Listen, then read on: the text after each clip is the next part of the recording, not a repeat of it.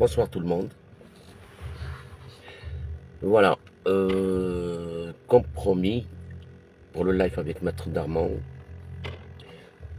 Là, j'ai choisi d'être pas loin de la mer, où il y a le plus de connexion.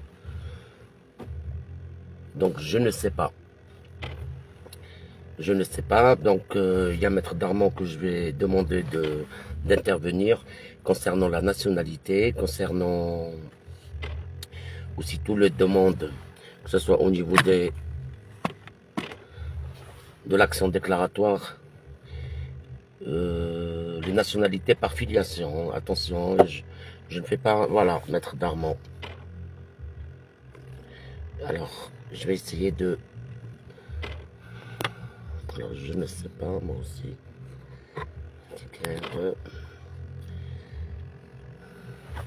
Bon, samedi, connexion lente. David, si jamais tu vois que la connexion est mauvaise, on va refaire ça. On va refaire ça dès que je rentre en France. Hein. Parce que je sais que tu as donné de ton temps, c'est un dimanche. Et sincèrement, je te remercie, hein, surtout pour les Algériens. Alors, je vais essayer.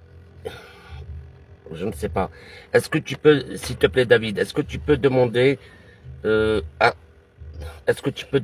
Je ne sais pas comment on fait, mais... Oh là là, moi aussi, je ne sais pas. Ok. Alors, attends, je vais essayer comment faire pour que tu puisses intervenir. Alors, c'est ça. Ok. Accepter. Très bien. Ajouter. On va voir. Bon, samedi, connexion. Alors, ajout en cours. Voilà, super. Bonsoir. Bonsoir. Comment tu vas? Comment ça Désolé, hein, va? c'est un dimanche. C'est un Ça va? dimanche. En principe, je ne vais pas te déranger, mais vraiment merci. Tu me déranges pas. Je suis en voiture, mais il n'y a pas de difficulté. Comme moi, tu as vu. Ah, je suis en voiture. Donc voilà, David. J'aimerais ton intervention, s'il te plaît. C'est par rapport à tout. On en a discuté déjà auparavant par rapport à tous les Algériens. Et tu sais très bien que déjà en 2023, uniquement 2023, il y a eu plus de 65 000 refus de nationalité, par filiation, bien sûr. Hein. Euh, en général, c'est des refus par rapport à l'article 47 du Code civil. Souvent, c'est l'article 47 du Code civil. Hein. Et souvent, la filiation elle n'est pas établie. C'est-à-dire, c'est difficile d'établir la filiation avec la quatrième génération ou la troisième, ou vraiment difficile. Et en dehors, bien sûr, de l'article 30-3 par rapport à la possession d'État. Donc, tu es aussi spécialisé dans le droit des étrangers. Alors, Tout à fait. s'il te plaît, si tu peux, moi, leur expliquer un petit peu comment ça se passe. Souvent, les gens attaquent aussi les décisions du pôle de nationalité. Est-ce que ça vaut vraiment le coup? Est-ce que ça vaut vraiment le coup d'aller vers une action déclaratoire? Alors, ça vaut toujours le coup, bien évidemment, parce que l'action déclaratoire, c'est ce qui permet à quelqu'un d'estimer que ça n'est pas à, euh, à la France de dire si elle est française ou pas. Ça consiste à dire je suis français, je vous prouve que je suis français, déclarer ma nationalité française. Donc, c'est finalement le moyen, j'allais dire, le plus direct d'avoir la nationalité française par filiation, en estimant qu'on est français, on est né français.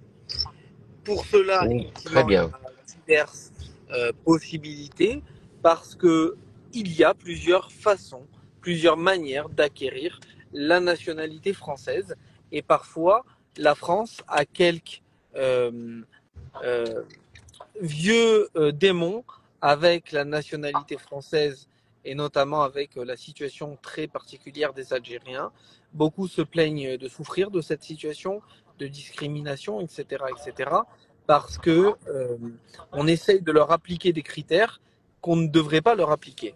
Et justement, le rôle des avocats, c'est de donner la parole à ces personnes-là d'estimer qu'elles sont françaises, alors que la France croit les faire intervenir dans ce qui les rassure ou ce qui les connaît, c'est-à-dire de dire, avant de demander la nationalité française, demandez d'abord le visa, mais en sachant très bien que c'est très difficile d'avoir un visa pour la France, ou alors de dire, devenez français, mais d'abord obtenez une carte de séjour en France. Et on sait aussi que des fois, ça peut être dur d'obtenir une carte de séjour parce que certaines personnes seraient pas forcément en France au moment où elles déposent la demande. Alors que l'action déclaratoire permet à une personne, sous réserve quand même d'avoir une adresse en France pour donner un tribunal en France, sous cette réserve-là, de dire voilà, je veux estimer être français et donc j'estime, je vais constituer un dossier pour préparer le terrain à ma demande de nationalité française. Pour cela, cher ami, tu t'occupes très bien des Algériens. J'ai pu le constater parce que tu fais des dossiers complets. Tu prends des dossiers quand vraiment il y a de très bonnes chances d'y parvenir. Et c'est vrai que malgré les difficultés pour les tribunaux ou les préfectures à donner la nationalité française de manière générale, eh bien, on peut essayer de forcer un petit peu les choses pour que des personnes dont c'est le droit, finalement, puissent simplement faire justice et prendre leurs droits, même pas défendre leurs droits, mais prendre leurs droits par rapport à une situation qui juridiquement est parfaitement claire et par rapport à une situation qui en fait est réelle. Alors, c'est vrai que tout le monde ne garde pas toujours les papiers et c'est vrai que le papier qui est normalement en original et qui prouve la nationalité française de quelqu'un, c'est normalement le CNF, c'est-à-dire le certificat de la nationalité française. Normalement, ce document s'obtient une seule fois dans sa vie.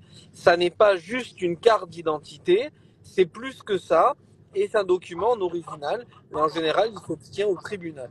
Mais il se peut que des fois, des personnes fassent une demande de certificat de nationalité française et malheureusement, elles rencontrent des difficultés ou des refus de nationalité française ou de certificat ou de délivrance du certificat de la nationalité française. Parfois, certains leur inventent des critères plus que ce que la loi exige, soit le critère relatif à l'ordre public, en disant que la personne peut-être qu'elle risque de compromettre l'ordre public quand finalement il n'y a plus rien à dire pour refuser de donner quelque part la nationalité française, ou bien on va dire qu'elle n'a pas assez d'attaches de vie privée familiale ou pas assez de nombre d'années de présence en France, alors que c'est pas le propre finalement de l'action déclaratoire, ou alors le critère économique de considérer que finalement la personne ne serait pas suffisamment insérée avec toute la difficulté des personnes précaires, parce qu'une personne peut être invalide, peut être en intérim, peut ne pas avoir des fiches de paye, peut être chef d'entreprise, peut avoir des revenus par ailleurs. Il y a plein de raisons qui font que le critère économique, des fois, c'est difficile, alors que ça ne devrait pas, particulièrement dans le cadre de l'action déclaratoire, à la différence, effectivement, soit de la possession d'État, soit du fait d'avoir la nationalité française en fonction du nombre d'années de présence en France, ou alors par mariage, si la personne a décidé d'être mariée à un Français, par exemple, ou d'avoir des enfants français mineurs. Excuse-moi David, excuse-moi David. Là, tu me parles des nationalités par déclaration, hein, par déclaration. On reste sur les nationalités par filiation. C'est par rapport à ceux qui ont un décret déjà auparavant, avant l'indépendance de l'Algérie, ou des jugements, comme les décrets, par exemple, de Senatus Consult, ou les jugements qui ont été faits en 1929, 30 et tout ça, ou sinon par rapport à ceux qui ont fait déjà, comment on appelle ça, une déclaration recognitive après 62. Parce que tous ces gens-là qui ont la preuve, qui n'est pas CNF bien sûr, hein, c'est une preuve de nationalité française par rapport au père, au grand-père ou à la troisième génération, eux n'ont pas besoin de CNF pour prouver la nationalité française. Et les critères que tu viens de dire, c'est-à-dire, on ne va pas les imposer sur ces gens-là. En général, Exactement. c'est toujours le problème, c'est toujours l'article 47 et l'article 30-3 du Code civil par rapport à la possession d'État. Au jour d'aujourd'hui, le procureur de la République essaie toujours de trouver des failles et d'après les dernières nouvelles, maintenant, les actes de naissance ou les actes en Algérie en général, les actes civils, sont accompagnés avec des codes, des contrats, ou des codes, comment on appelle ça. Et maintenant, ils rejettent les demandes par rapport à ces codes. Et Eh bien, ils ces rejettent gens, les demandes, c'est-à-dire qu'ils ne sont pas conformes, ils remplissent pas aussi les conditions de la loi algérienne, ces actes. exactement. On a un gros problème de manière générale avec la France et la reconnaissance par la France des actes d'état civil à l'étranger. Avec soi-disant, des fois ils disent qu'ils sont des faux parce que la personne, il y aurait une rature ou une ligne sur l'acte de naissance, soit il serait soi-disant pas assez fiable. Des fois la France invoque le manque de fiabilité de l'acte de naissance étranger, soit parce qu'il n'y a pas la mention de la personne qui a déclaré l'enfant. Donc on va dire qu'il y a un doute sur l'état civil parce que des fois c'est n'importe qui de la famille ou même de pas de la famille qui a déclaré l'enfant et donc du coup ça pose des problèmes de reconnaissance. Des fois même c'est l'hôpital qui a déclaré l'enfant, donc on va vous dire oui mais comment l'hôpital il a pu déclarer l'enfant. Soit on va vous dire ah, mais l'acte d'état civil n'est pas forcément en original ou il est que manuscrit. Soit des fois on va vous dire il a un numéro mais le numéro il correspond pas parce qu'il y en avait un autre qui avait un autre numéro et les numéros ils se suivent pas alors que les numéros dans l'état civil doivent se suivre, etc., Exact. etc. On va vous dire qu'ils ne sont pas postillés. Enfin, il y aura toujours une raison pour la France de tenter de douter de l'état civil étranger, alors que justement, tout ça, c'est à l'heure, dans le seul objectif de retarder l'acquisition de la nationalité française par filiation. Parce qu'en réalité, si une personne démontre et prouve la filiation française, elle est française, elle est née française. Donc il n'y a rien à dire. Et comme du coup, la conséquence est implacable, c'est-à-dire qu'on dit que l'administration est en compétence liée, c'est-à-dire qu'elle n'a pas le pouvoir d'appréciation de la situation de fait de l'intéressé à l'aune de la présentation des éléments, alors qu'est-ce qu'elle va dire? Elle va douter de la sincérité ou de la fiabilité de l'acte d'état civil à l'étranger. Eh bien ça, c'est quelque chose dont on a l'habitude, qui n'est pas vraiment normal, mais qui effectivement peut faire l'objet de contentieux nourris et qui permettent d'aboutir à la décision devant les tribunaux étatiques français. D'accord, très bien. Alors, je reviens sur un point. À ton avis, si quelqu'un il vient, il va te dire, voilà, j'ai la filiation, elle est établie, Et même, je mais te j'ai quelques coupe, problèmes avec. excuse-moi, mais parfois, il y a des Comment? personnes qui n'ont pas d'acte d'état civil. Et ces personnes-là, non seulement n'ont pas d'acte d'état civil, mais elles obtiennent un jugement. Et des fois, il y a un jugement qui vaut acte de naissance. Et bien, des fois, voilà, Exactement. ils vont vous dire, ah, mais la personne, c'est pas fiable. Ben, si, c'est fiable, il y a même un jugement qui dit que cette personne est née. Et donc, par définition, ça s'applique. Mais même pour un Français, demain, il y a un Français qui ne déclare pas son enfant dans les 5 jours, à compter de la naissance, il faudra quand même passer par l'autorisation du procureur et par un jugement. Donc, par le parallélisme des formes, il n'y a pas de raison qu'une situation qui est connue de l'administration française au niveau du Code civil et des conditions de l'état civil français et de l'acte de naissance et de la filiation française ne produise pas les mêmes effets par ailleurs, puisqu'il n'y a pas de raison de douter d'un jugement étatique, par exemple algérien. D'accord. Et dis-moi, par exemple, avant 62 en Algérie, hein, on sait très bien que avant c'était l'administration française, d'accord? Et ceux Exact. qui travaillaient ceux qui travaillaient au niveau des mairies et tout ça, c'était des Français. Donc souvent quand on va vers des registres, on trouve toujours les mêmes problèmes. Et pourtant c'était français. On trouve toujours les mêmes Exact. problèmes au niveau des actes qui sont pas vraiment complets. Exact. Et ça, est-ce que à ton avis, c'est un préjudice ou bien on peut compter toujours et dire, eh ben écoutez, c'était l'administration française, donc c'était elle qui faisait la transcription, donc il n'y a pas de souci, vous devez l'accepter. Eh bien, notre rôle à nous les avocats, c'est de porter la parole de ceux qui ont un droit et de soutenir à la France que ces personnes-là sont fondées en droit à soutenir qu'elles sont nées français et que l'acte d'état civil algérien sous l'aune de l'administration française a vocation à ne pas être un faux et à être un vrai. Et donc ces personnes-là ont des vrais actes de naissance. D'ailleurs, souvent, c'est pas vraiment la véracité de l'acte de naissance qui est remise en cause, c'est la fiabilité. Et ça, c'est un critère qui n'est pas vraiment objectif. Quelle est la Oui, notion d'objectivité de la notion de fiabilité de l'état civil? c'est très relatif. Et c'est pour ça qu'il existe de la jurisprudence en la matière qui démontre que finalement on peut remettre en cause la position de l'administration. D'accord. Très bien. Une autre question. Donc, pour faire une accent déclaratoire, tu sais très bien que ceux qui habitent à l'étranger, donc c'est le tribunal judiciaire de Paris qui est compétent. Exact. Par rapport Et à on ceux connaît sa qui veulent faire dans jurisprudence. d'autres tribunaux. Comment? Et on connaît sa jurisprudence. Voilà. Et par rapport à ceux qui veulent, par exemple, faire une action déclaratoire à Nice. Bien sûr.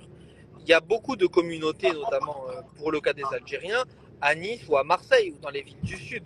Donc, je veux dire que des fois, certes, la personne à l'étranger dépend de manière générale de la compétence géographique de Paris, mais pour autant, ce qu'on appelle cette compétence territoriale peut être mise en cause par des compétences ailleurs si l'étranger démontre une résidence ailleurs.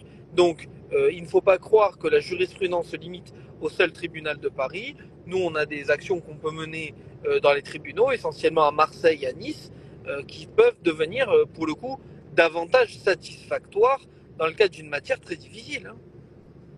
Très bien. Je te remercie. Autre question, David. La dernière fois, on a discuté, rappelle-toi, par rapport au visa et au refus de visa. Et tu sais très bien comment ils font les refus de visa. Ils sont carrément, ils sont pas, allez, comment dirais-je? Tu as vu comment ils le font, hein, maintenant? Un QCM, un stéréotype. Il n'y a aucune motivation. Il n'y a aucune motivation. Il coche des cases. Exactement, pas de Il coche des motivation. cases.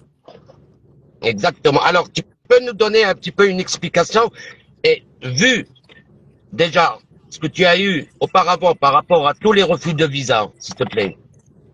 Alors, de manière générale, c'est très dur pour un Algérien d'avoir un visa en France parce que Oui, il y a une notion de souveraineté de la France et parce qu'il y a une guerre entre la France et l'Algérie au niveau de la réciprocité des exécutions des obligations de quitter le territoire des Algériens en France. La France ayant pris une exactement. position de principe de dire que parce que il y a des difficultés pour les Français d'expulser en Algérie les Algériens qui ont eu une obligation de quitter le territoire, alors, entre guillemets, elle se venge, entre guillemets, en ayant un objectif restrictif à l'égard des visas. Premier point.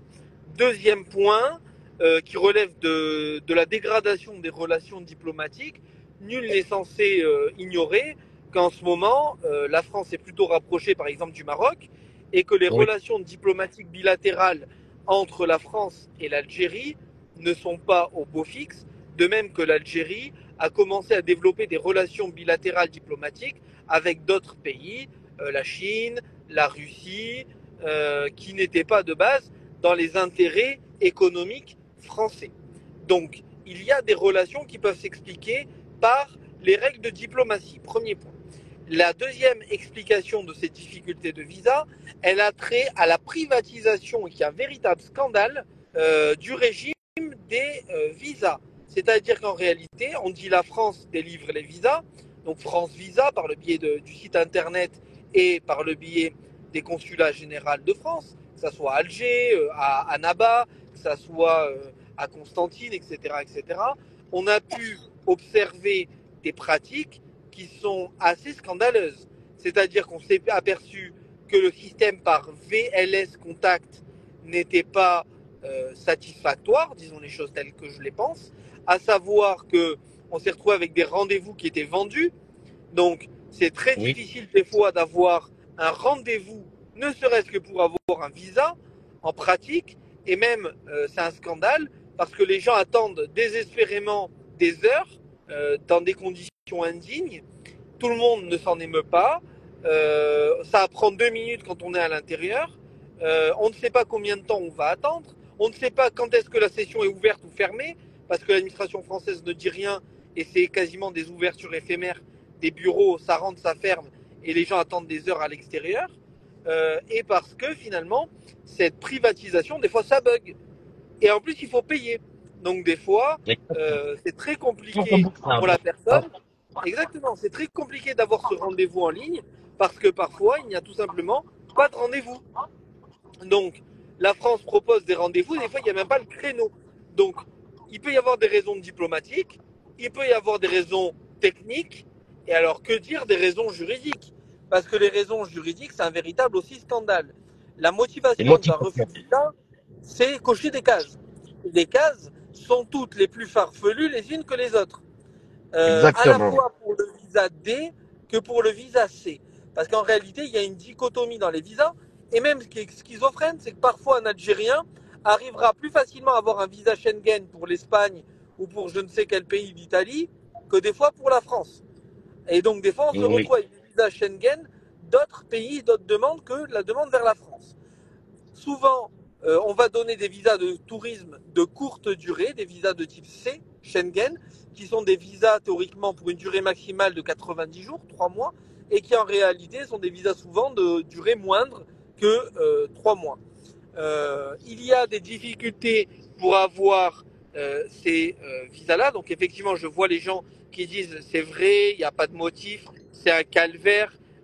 Il y a une souffrance à l'égard de cela, parce que moi, si j'ai un conseil, c'est les personnes garder la copie du dossier tel que vous l'avez déposé pour le refus de visa.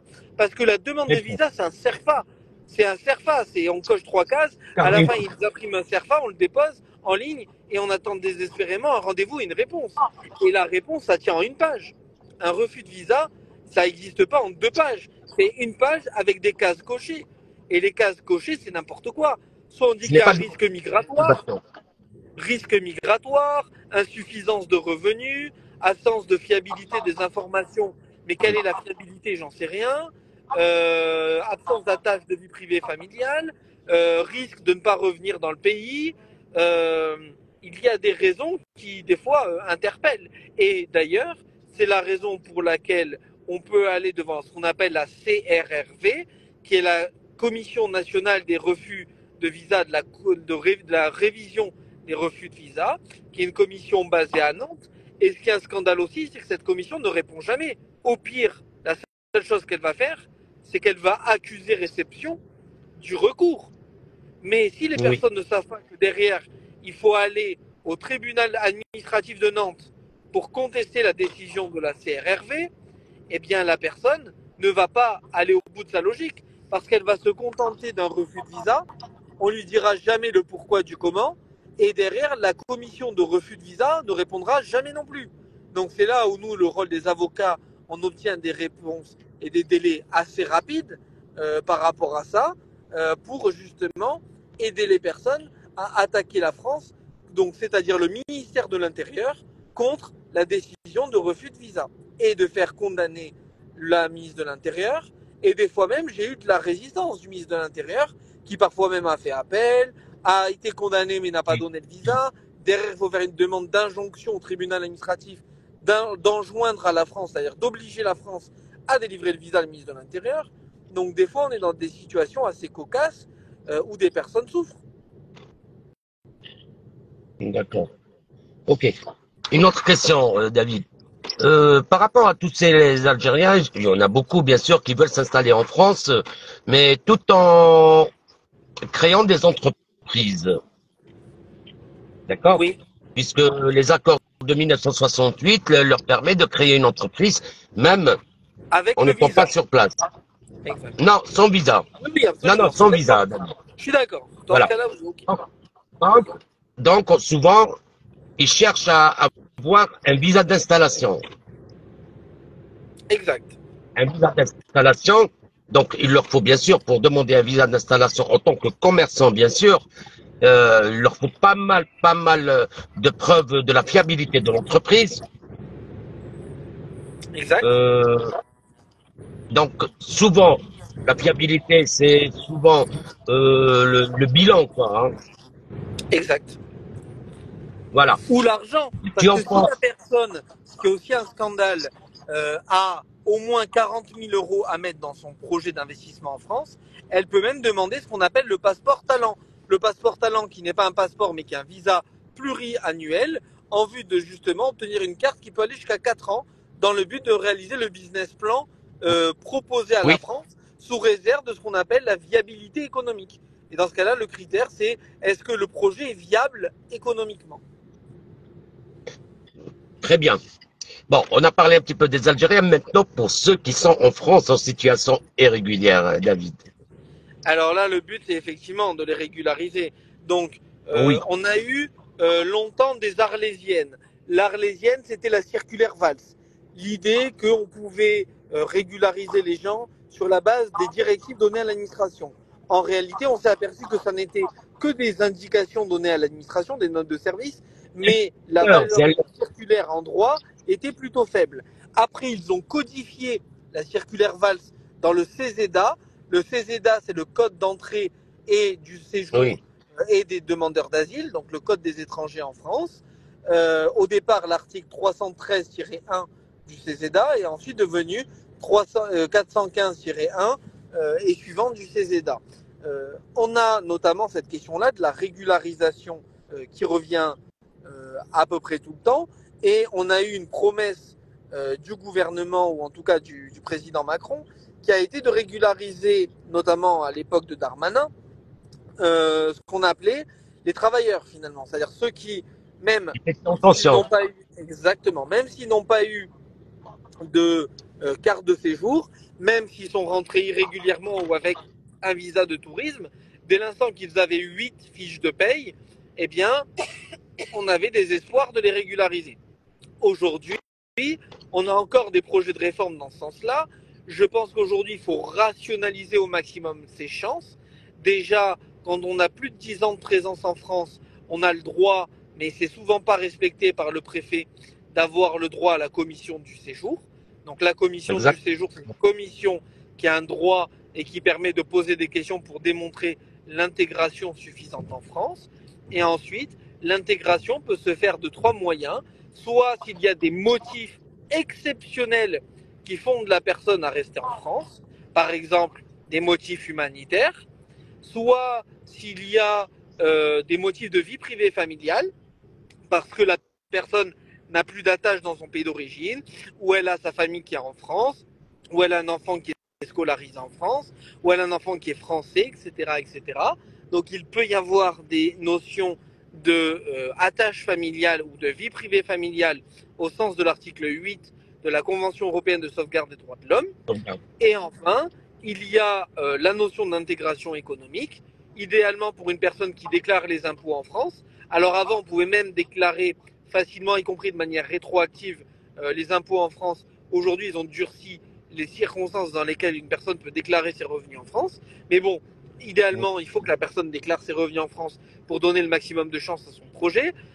Il faut des fiches de paye et il faut bien évidemment, idéalement, avoir un compte en banque qui fonctionne, parce que notamment, c'est le but suprême, c'est le premier des combats d'avoir un compte, puisque quand on a un compte qui est alimenté par des fiches de paye et que derrière, tout est à notre nom et qu'on enchaîne et que c'est déclaré aux impôts, eh bien, c'est plus facile derrière pour faire ce qu'on appelle enfin le dernier critère, les preuves de vie. Alors, c'est très très difficile, parce que même une personne qui prouve qu'elle est là avec au moins deux papiers par an qui prouve qu'elle est là en début d'année, en fin d'année, ce qui était le critère initialement de base dans la circulaire Valls au titre du nombre de preuves d'années de vie en France, eh bien l'administration va toujours estimer que ces preuves de vie ne sont pas suffisantes, que la personne ne démontre pas être là, surtout pour les personnes qui, par exemple, n'ont pas eu de visa et dont la difficulté va être de savoir quel est le point de départ de la date d'entrée en France. Et sachant que des fois, certains, ils vont même retenir la dernière date d'entrée en France, ce qui va être désagréable. Et puis aujourd'hui, dernier point, la situation s'est durcie pour les personnes qui ont déjà eu une OQTF, puisque désormais, de plus en plus, on voit cette application d'une jurisprudence qui est terrible pour ces personnes-là, qui consiste à dire que même si une personne elle a 10 ans de présence en France, si jamais elle a une obligation de quitter le territoire, eh bien, ils estiment que depuis le départ de l'obligation de quitter le territoire, ça réduit d'autant le nombre d'années de présence en France, alors même que la personne, s'il faut, s'est maintenue sur le territoire, malgré une obligation de quitter le territoire qui, au bout d'un an, ne devient plus exécutoire. Et avec la nouvelle loi, se sont également durcis ce qu'on appelle les IRTF. Les IRTF, c'est les interdictions de retour sur le territoire français. Et maintenant, elles sont passées avec la nouvelle loi jusqu'à 10 ans. C'est énorme.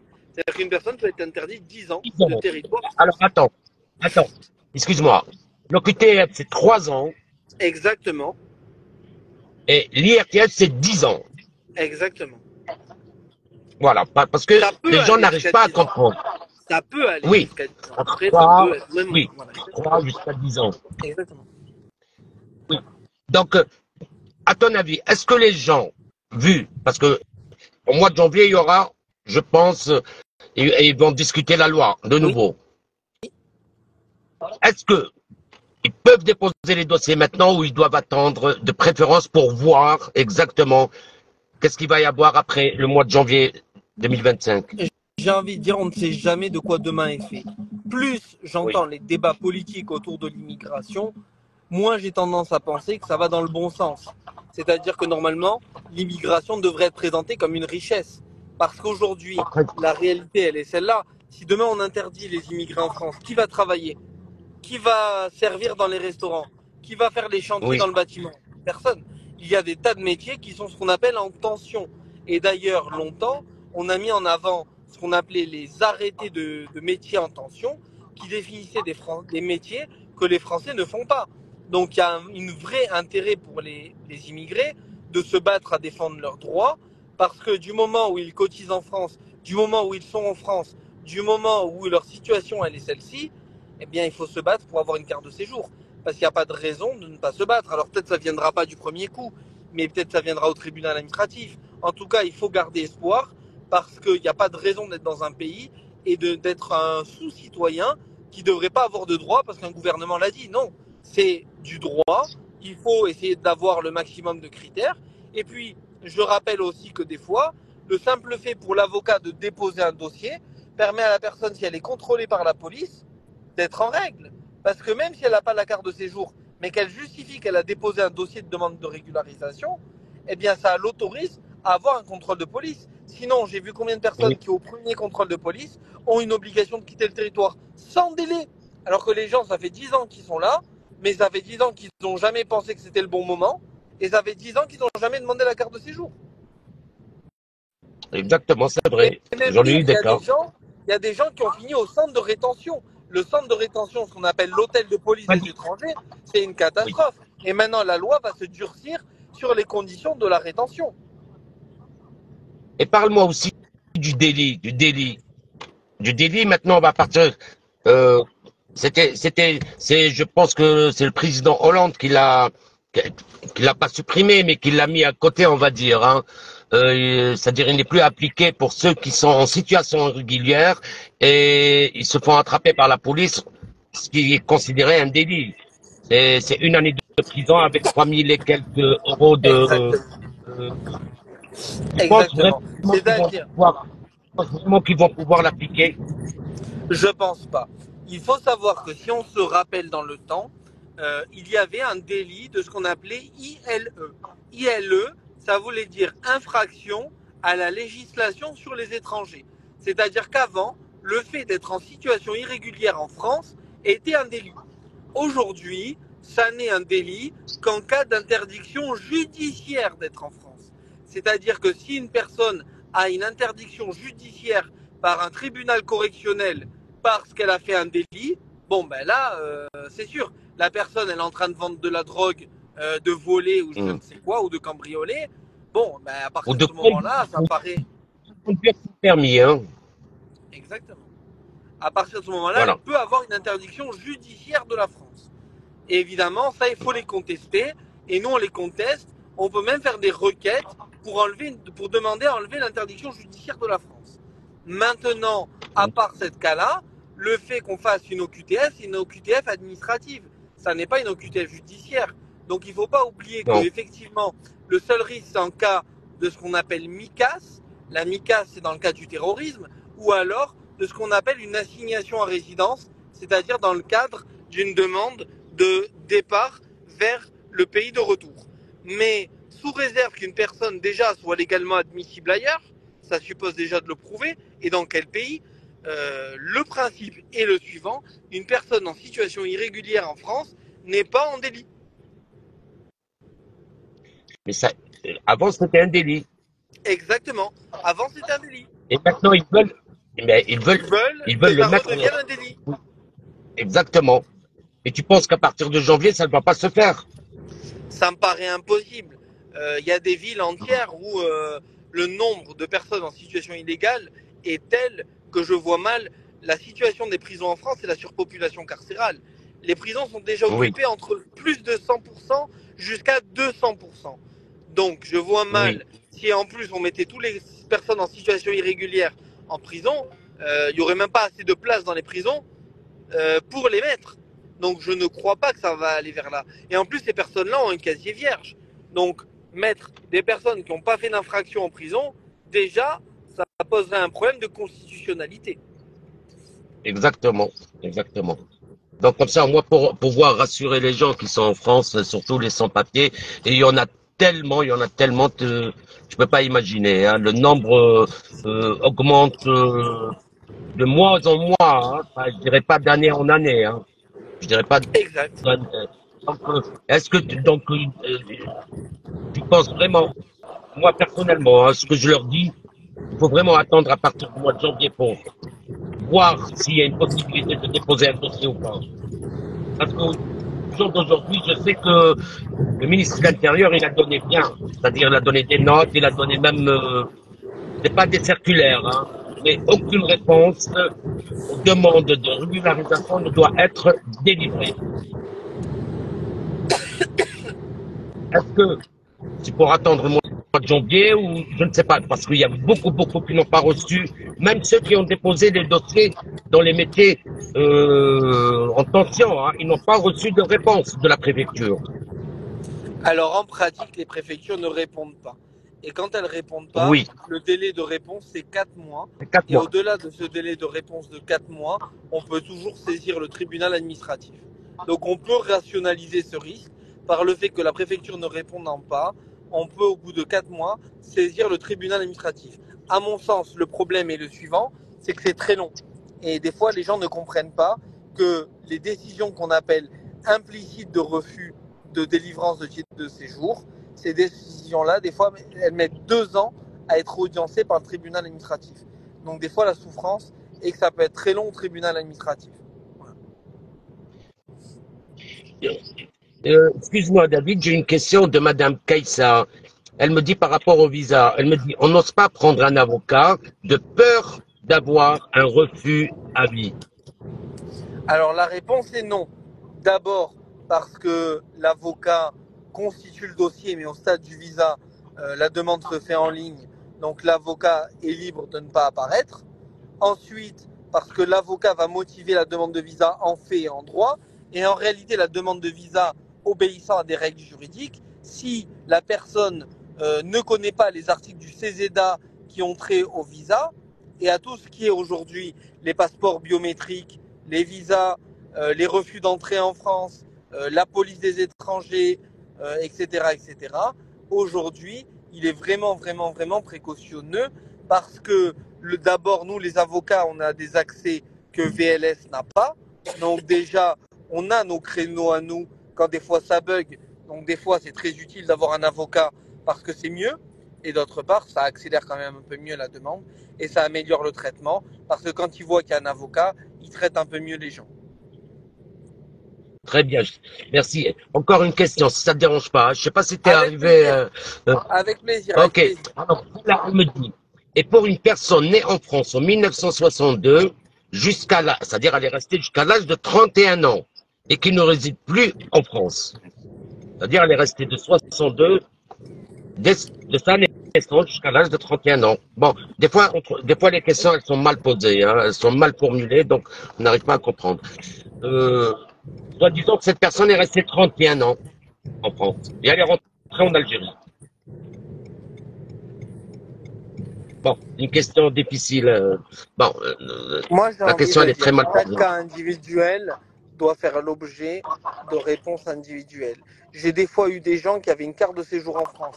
Ils retournaient au pays, perdaient la carte de séjour, ou ils oubliaient de la renouveler. Des fois, je leur ai obtenu le visa retour. Je leur ai obtenu la carte de séjour. Des fois, certains, c'était plus compliqué. Des fois, certains, on s'est battu. C'est pas battu. La réalité, c'est qu'il y a ce qu'on appelle une casuistique. La casuistique, ça veut dire que c'est des fois au cas par cas, parce que comme la décision de refus de visa ou la décision de carte de séjour, c'est ce qu'on appelle une mesure individuelle faisant grief, alors effectivement, ça obéit à un examen personnel de la situation de l'intéressé. Donc effectivement, j'allais vous dire qu'en fonction de la situation de l'intéressé, la situation peut changer. Et c'est pour ça que nous, les avocats, on aime bien poser beaucoup de questions pour permettre de débloquer la situation des intéressés. Donc vraiment, si vous êtes dans une situation où vous pensez que vous avez votre droit à faire valoir, n'hésitez pas. Allez voir mon confrère, allez voir mon ami. Il est vraiment de très bons conseils et il va vous aider à constituer un dossier pour défendre votre droit. Parce que c'est bien de le dire, c'est autre chose de le prouver et des fois le diable se cache dans les détails. Exactement. Ça, tu l'as bien dit. Une dernière question et je te laisse, David. Je sais que tu es en famille. Beaucoup pensent, parce je vais te dire un truc, il y a plein d'escrocs en Algérie. Il y a plein donc ils essayent de gagner leur argent d'une manière incroyable, comme une personne qui a dit tous les anciens combattants auparavant étaient de nationalité française. Alors, j'aimerais que tu puisses nous donner un petit peu, je sais pas, est-ce que tous les combattants, les anciens combattants, ont obtenu la nationalité française automatiquement et quels sont leurs droits si jamais ils n'ont pas la nationalité française? Parce qu'il y en Alors a déjà, il y a plein. Alors, il n'y a pas d'automaticité, ne serait-ce que parce que pendant longtemps, le problème, c'est que les personnes avaient même refusé la nationalité française. Moi, je Oui, connais combien de personnes qui, estimant notamment pour le cas des Algériens, qu'ils ne voulaient pas en raison de l'histoire du passeport français, étaient restés avec une carte de séjour parce qu'à l'époque, c'était facile d'avoir une carte de séjour. Et même à l'époque, si on remonte à cette époque-là, il n'y avait même pas le visa. Le visa non, n'existait pas. Donc il n'y avait pas de visa. 87. Exactement. 87, je Il n'y avait pas pense, de... ou 86. Voilà. Le visa n'existait pas et la carte de séjour était facile. Mais c'est le piège parce que ces personnes-là derrière se sont mises dans des situations à ne avoir des difficultés à être françaises. Et aujourd'hui, notre rôle, notamment, c'est de dire qu'il y a des dispositions très favorables pour ces personnes-là. Et il ne faut pas oublier que les discriminations, c'était que ça en réalité en Algérie. Il y a eu Oui, d'abord eu le décret Crémieux, ensuite il y a eu le code de l'indigénat, ensuite il y a eu la situation des personnes qui avaient opté ou pas opté pour la nationalité française dans l'année après 62, et il y a eu un maintien des Algériens dans une situation d'ignorance qui était totale, et parfois même avec des informations qui n'étaient pas fiables ou contradictoires. Donc c'est pour ça que je dis encore une fois, il n'y a pas d'automaticité, mais néanmoins avec mon confrère, on peut accueillir des situations personnelles intéressantes, y compris pour des personnes dont les grands-parents avaient des cartes d'anciens combattants, avaient des médailles, avaient fait des batailles, monté casino, etc., etc., des batailles même de la Seconde Guerre mondiale, et même pour d'autres nationalités. Il y avait les Zouaves, après pour d'autres nationalités, par exemple je pense aux Sénégalais, il y avait les tirailleurs, ou même les Marocains, il y avait les Chleux, etc., etc. Il y avait tout un tas de personnes qui ont des droits à faire valoir parce que finalement, eh bien, leurs parents, par le sang ou par le mérite, ont contribué à ce qu'est devenu la France, et notamment la France libre, libre de finalement le nazisme. Eh bien, je crois que ces personnes-là méritent vraiment qu'on se batte pour dire qu'elles sont pleinement dans les valeurs de la République française et qu'elles sont pleinement françaises et qu'elles méritent qu'on se batte pour qu'elles soient françaises et qu'elles soient reconnues par l'État française. je te remercie, David. Alors, je te laisse la dernière parole, le dernier conseil que tu puisses leur donner. Le dernier conseil, c'est que la matière se durcit alors que la globalisation n'a jamais été aussi réelle. Moi, Oui, j'ai envie de vous dire, il faut garder espoir, il faut se battre. Et ces situations-là, ne vous laissez pas désinformer par les médias ou je ne sais quoi. Il y a des avocats qui sont là pour défendre des situations individuelles.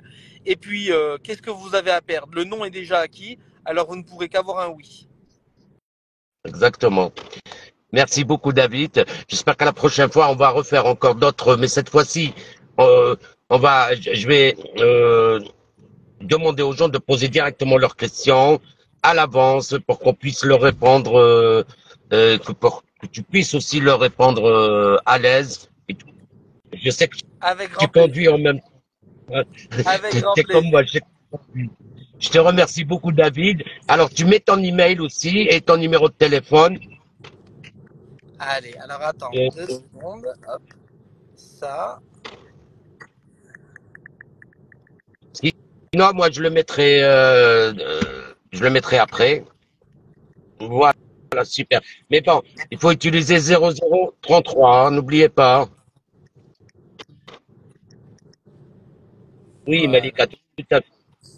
Donc voilà, mettez, c'est un numéro français, donc c'est 0033, hein. Voilà, super. Merci David. À mon retour après le 5, on va se voir. Avec grand plaisir. Et, et on va discuter beaucoup en plus. Merci Kaïsa. Donc ils sont en train de te remercier aussi David pour ton intervention. Euh, c'est vraiment, je leur avais très très bien expliqué. D'ailleurs ce que je faisais déjà auparavant, sauf la différence que moi je le fais un petit peu avec comment dirais-je, le dialecte algérien, tu vois. Euh, voilà, parce que rentrer dans les termes juridiques, beaucoup ne comprennent absolument rien. Je te remercie, David. Donc, à la prochaine. Bien sûr, si tu le permets, on fera d'autres vidéos ensemble.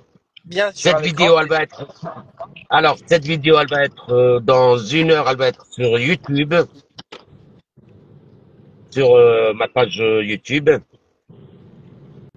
Oui, Malika. Malika, c'est une architecte qui est très intéressée de voir aussi. Il y aura On va beaucoup les de aider. personnes. Toutes les personnes Voilà. qu'on peut Par aider, on contre, les aidera pour voilà. Par venir en contre, France ou étudier leur situation David. personnelle. Oui. Oui, Par contre, j'aimerais bien si tu as un WhatsApp, hein, un WhatsApp. oui. J'ai un WhatsApp. Le Sinon, numéro que j'ai donné est mon WhatsApp. allez, super. Comme ça, ils peuvent carrément te contacter. Et s'il vous plaît, ne le faites pas comme vous le faites avec moi. Le dimanche, le samedi, dimanche, il faut laisser la personne se reposer. Et après 18 heures, il faut pas appeler la personne. Parce que des fois, ils n'ont pas la notion du temps, hein, ni du week-end. Voilà. Et c'est ton droit parce que j'ai eu énormément de problèmes. S'il vous plaît, n'appelez pas le samedi, dimanche et après 18 heures. S'il vous plaît. Voilà, David, je te remercie beaucoup. Et j'espère, j'espère que les gens, l'idée est bien arrivée. Bon, je l'espère, hein, je ne sais pas comment ils réfléchissent, mais j'espère que l'idée, ils ont compris comment ça fonctionne. Avec plaisir et je vous souhaite une bonne soirée. Allez, ciao, ciao, Ciao, ciao, ciao. ciao. Merci beaucoup. Merci.